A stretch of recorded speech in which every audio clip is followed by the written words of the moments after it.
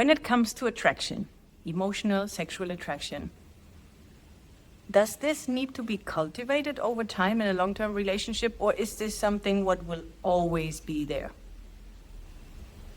This is the question. So when we talk about attraction, there is attraction, chemistry, and connection. There are even 3 different versions of it. So in the beginning of a relationship, you will probably feel attraction, maybe also a good, better chemistry, or you are finding your way into it, but there's this thing of chemistry, you have good chemistry. And a third thing, and what we are here talking about in Lola, is connection. So the attraction, what you had in the beginning, is mostly, let's say, simply changing. I'm not saying automatically fading. Obviously, this is in most cases the case. Yet it's changing the way of attraction. So therefore, coming to the question, yes, it can be cultivated because the attraction will change. Obviously, when you say, I love my partner and I'm attracted to you, this doesn't mean that automatically you feel the pull towards each other to have intimacy. So these are 2 different things, because the question is coming more from an aspect of, do I need to do anything about it, or will I always be attracted to my partner? I think we have to differentiate here love, for example. So I love my partner deeply. I want to be with this person. I appreciate this person so much. And we have so much time also together and experience. The other thing is attraction when it comes also to sexual encounter, to intimacy, to be physically active, to pleasure. So this, yes, wants to be cultivated because this default, so easy in the beginning, probably won't stay like this because this is something new and curious and conquered. This goes away. And especially from a man point of view or perspective, like men want to conquer. Like men are meant to hunt, and not only animals to eat, but also hunt women. So there's a part of the man that is a hunter, right? And there's a part of a man, especially when he's young, that wants to conquer and then does everything. So he hunts, conquers a woman, right? But then there's another transformation that a man goes through when he is in a committed, devoted relationship. And it's that this hunter, which is still inside of him, has to fade away. Because now the hunting is already over. Like the man is now in a committed relationship. That doesn't mean that the relationship has to be boring or serious, but it has to change something in the man. It's more about emotional connection. It's more about going deeper, feeling seen as a man, feeling understood as a man. You know, that's what the man wants to be seen, wants to be let be himself. That's actually the bottom line of what a man wants. And then if the woman gives that space to the man and gives him the space to be himself, you will see that the man will provide to the woman, will want to treat the woman as a queen because he is treated as what he is, right? When a woman starts put herself, and that's where we're going to come with the video, how to build that attraction, right? And it comes down to polarity and understanding the roles of a man or a woman. But what happens when a woman starts saying to the man, she wants in a way of, I expect you and you do this. And I want you to be this way. I want you to do things to me and all those things. Like now you're not being a partner, you're being a mother. And your partner, the man, is not gonna really like that, right? And that will kill the polarity, right? So coming back, I don't know if you want to say something. Coming back to the question was, is the attraction simply always there, or does it need to be cultivated? And we can replace or adding a second word for the word attraction, what makes it maybe then more easy to understand. Attraction is polarity. And polarity is mostly when some 2 poles are attracting each other. They are different, right? And this thing of polarity, you have it way easier in the beginning. And so by living together, making your life. And that's what we were saying, like at the beginning, of course, there's this hunting phase, conquering phase. Everything is new, right? That's what a man likes, right? That's why attraction is at the beginning.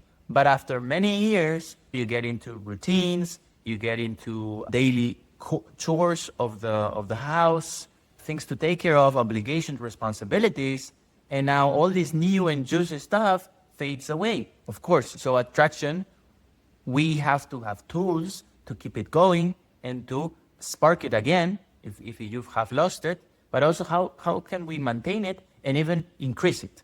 Because what Tina was saying, and now would come Tina explain it a little bit better, attraction is the result of polarity. So when we have two poles, and I'm doing like this because they are negative and positive. If you know about Chinese wisdom, we call it the yin and the yang, right? The yin is the woman and the yang is the man, or the masculine, the feminine. But you need two poles, and that creates attraction. When we have the same pole, we don't have attraction. So if we want attraction, we have to work on polarity.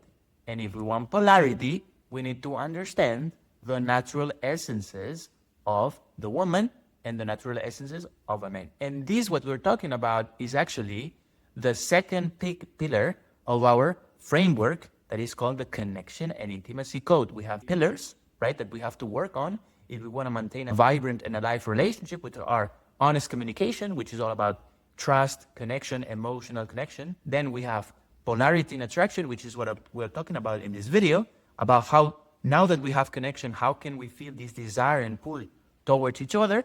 And once we have that, we can move on to the next phase, which is the intimacy part, right?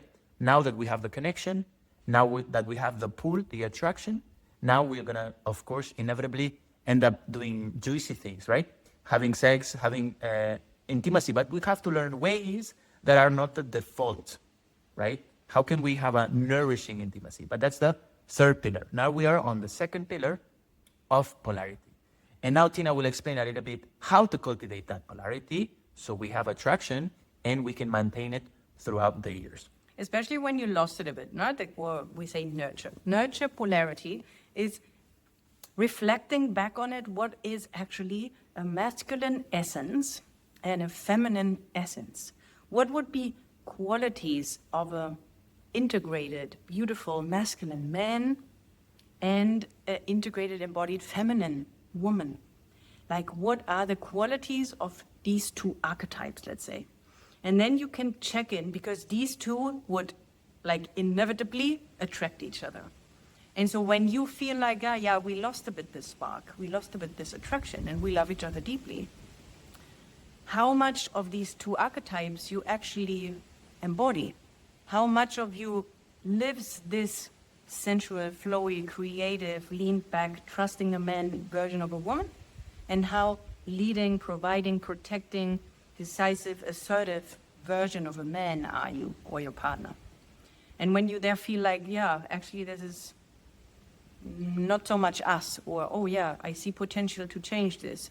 This is where you can start doing the work. Conversation, talking about our three pillars. It's an honest communication. First of all, I think Tina just addressed it really, really well. And it's first we have to be on the same boat. We have to love each other. We want to be together, right? But before even coming into the question of is attraction there or not, can we reignite the spark, the passion, the attraction? Right before having this question answered, we have to come to the very beginning, which is our first pillar, right? Honest communication, checking your values, your priorities, your desires, your needs, and checking in with your partner, are we on the same page or not? And then if we have this covered, then we can move on into working in attraction, because there is no point in trying to be bringing attraction again if we are in different directions, living different lives.